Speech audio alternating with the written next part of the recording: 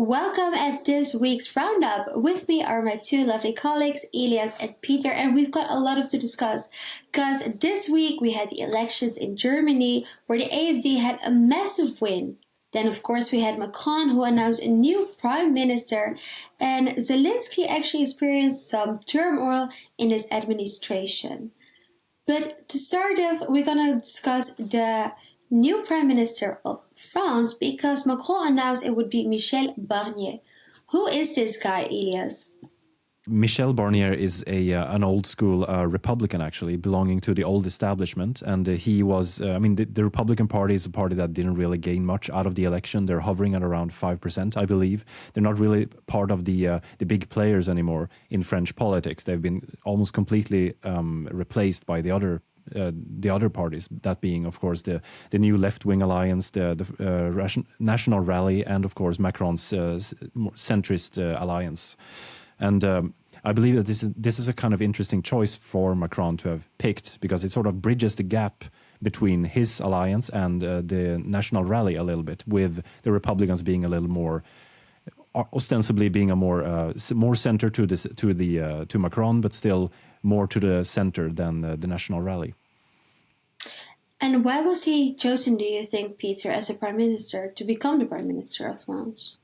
So it's been very difficult. Macron has been picking various candidates. One of them, Mr. Bertrand, was vetoed by Marine Le Pen. And in the end, Le Pen apparently thought that Barnier was sort of acceptable. You have to know that Barnier has been making some pronouncements on immigration that are, I would say, relatively tough. So that may have played a role. Now, the real news is not so much that it's Mr. Barnier. The real news is that Macron is willing to work effectively with Marine Le Pen, which is a very big development. Now, the party of Le Pen can basically now hold the power over this arrangement. They can veto Barnier from the start. That's probably not going to happen. But also, if Barnier would come up with a budget they don't like, they can veto him. So they hold the balance of power in France at the moment, which I think is a pretty big development. It's interesting, Peter, because you said that it's not very likely that they will not endorse Michel Barnier. Elias, how come so, do you think?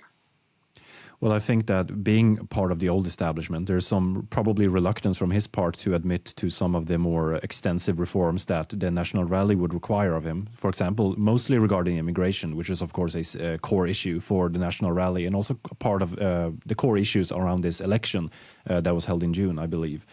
And I think that it's still an interesting phenomenon that Macron seems to be almost compensating this way by choosing a prime minister from the right, whereas he was collaborating with the left during the elections in order to shut the National Rally out of several districts in France. So it seems as a bit of a compromise, so to speak, to sort of veer more to the right after having been lambasted for collaborating with the far left, essentially. Then we're going to move on to the other topic, which is the elections in Germany. There were regional elections in Thuringia and Saxony. In Thuringia, actually, the AfD won. They became the biggest party, even ahead of the CDU, and they were actually close to second, or they were the second in Saxony right after CDU. And this is interesting because if we look at the past months, there has been a very big effort to actually try to boycott the Alternative for Deutschland. If we look at the statistics, they have failed because they had a massive win, over 1/3 of the votes. Peter, what explains their successes regardless of the fact that they're being tried to boycott? In one word, immigration. People are sick and tired. There's been the terrorist attack in Solingen. There's been other incidents. Only this week we had an Islamist that was shooting at the grounds of the Holocaust Remembrance Center. in Munich on the anniversary of the terrible tragedy during the Munich Olympics in the 70s, where Jewish athletes were murdered. So German people have enough, and that's why we see these scores, particularly in Eastern Germany, where the AfD has always been quite strong. What to expect now? It looks like the German Christian Democrats are going to have to work with the far left.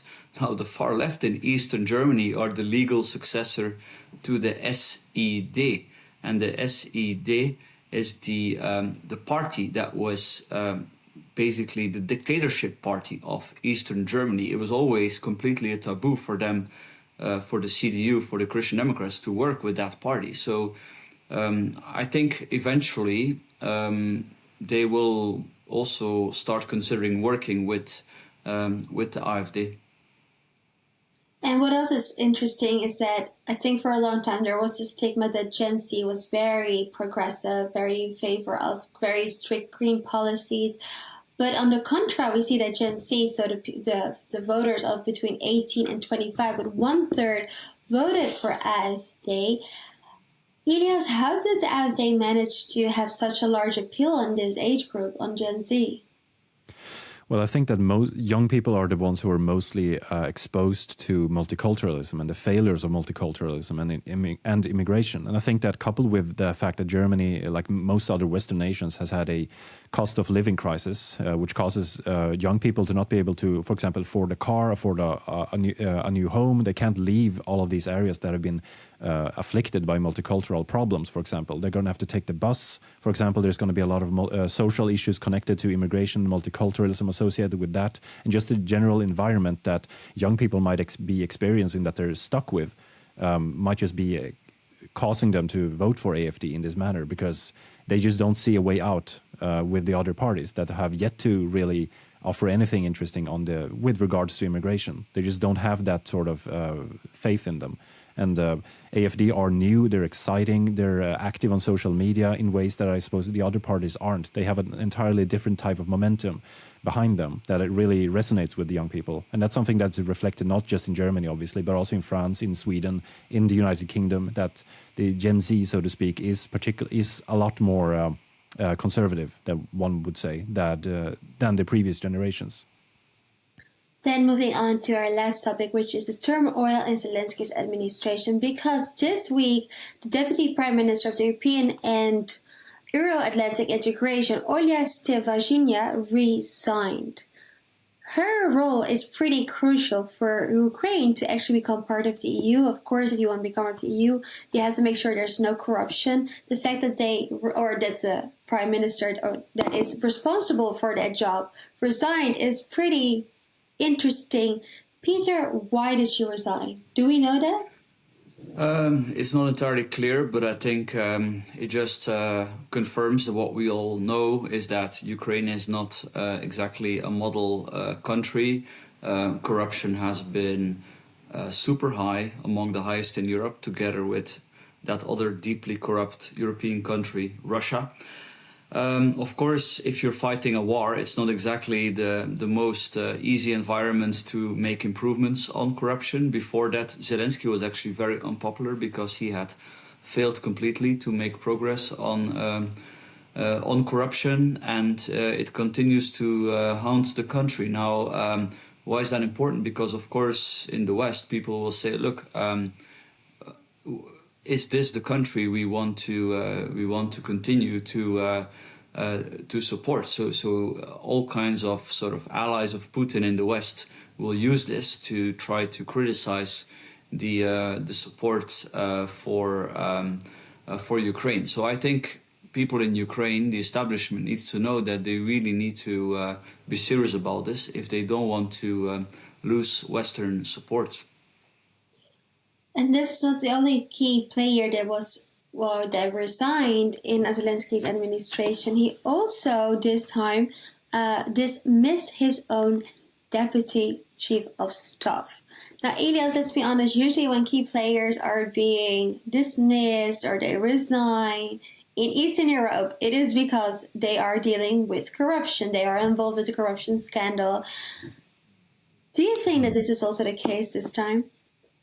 Well, I agree with Peter that there's probably a lot of liabilities within the Ukrainian system that Zelensky has promised to his voters that he would deal with them. He was elected on an anti-corruption platform when he was first elected in, I believe, 2019 or so.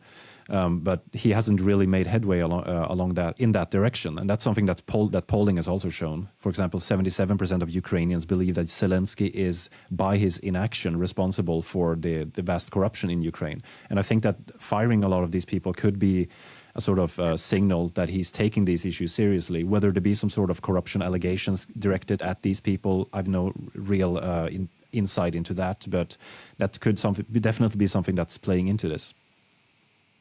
Well, if you want to know more about this topic, we have an event next week in Brussels where we're going to discuss how Ukraine is actually combating corruption in their country right now. We'll keep you posted about that event as well. But for now, I want to thank you for our viewers for watching, and of course for Elias and Peter for being with us here today.